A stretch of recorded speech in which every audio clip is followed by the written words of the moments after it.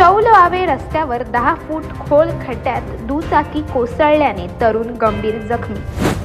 Revdanda police ठाण्याच्या हद्दीत चौल भोवाळे गावाजवळ खोदलेल्या मोरीच्या 8 ते 10 फूट खोल खड्ड्यात तरुणाची दुचाकी कोसळली। या अपघातात सागवाडी येथील 30 वर्षीय रामनाथ जगन्नाथ पसाळ यांना जीव घेण्या दुखापती झाले आहे। कोणतीही सुरक्षा उपाययोजना न करता उघडा खड्डा ठेवल्याने हा अपघात घडला असून ठेकेदारांविरुद्ध गुन्हा दाखल करण्यात आला आहे।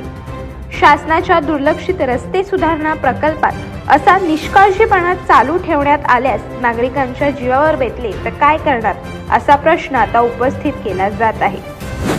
पोलीस सूत्रांकडून मिळालेल्या माहितीनुसार 3 एप्रिल रोजी सायंकाळी 8 वाजता रामनाथ पसाळ हे त्यांच्या मोटारसायकलवरून वावे चौल मार्गाने प्रवास करत असताना चौल बेबी हद्दीत मोरीसाठी खोदलेल्या खोल खड्ड्यात वाहनासह कोसळले। अपघातात त्यांच्या अंगात लोखंडी शिंग घुसली असून हनुवटी, ओठ, कपाळ, नाक व तोंडावर गंभीर दुखापती झाल्या आहेत। सध्या ते ICUत दाखल आहेत। घटनास्थळी बॅरिकेड्स, इशारे किंवा प्रकाश योजना नव्हती, त्यामुळे ठेकेदारांनी मूलभूत सुरक्षेची काळजी न घेतल्याने हा अपघात घडला आहे।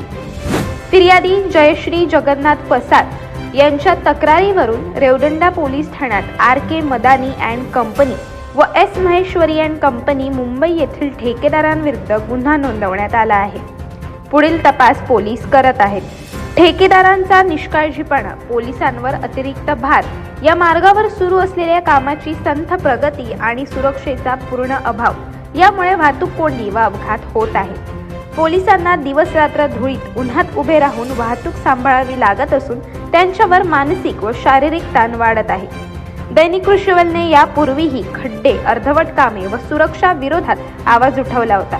आता गुन्हा दाखल झाल्याने ठेकेदार व शासनाच्या जबाबदारांकडे सर्वांचे लक्ष लागले आहे। या घटनेने ठेकेदारांच्या निष्काळजीपणाचे चित्र समोर आणले असून शासनाने तात्काळ कारवाई करून रस्ते सुरक्षित करावेत, अन्यथा आणखी जीवितहानी होण्याची भीती आहे। अशाच अनेक घटना आणि बातम्या जाणून घेण्यासाठी सबस्क्राईब करा आमचे YouTube चॅनल KV न्यूज आणि इन्स्टा पेज कृषीवल न्यूजला फॉलो करा।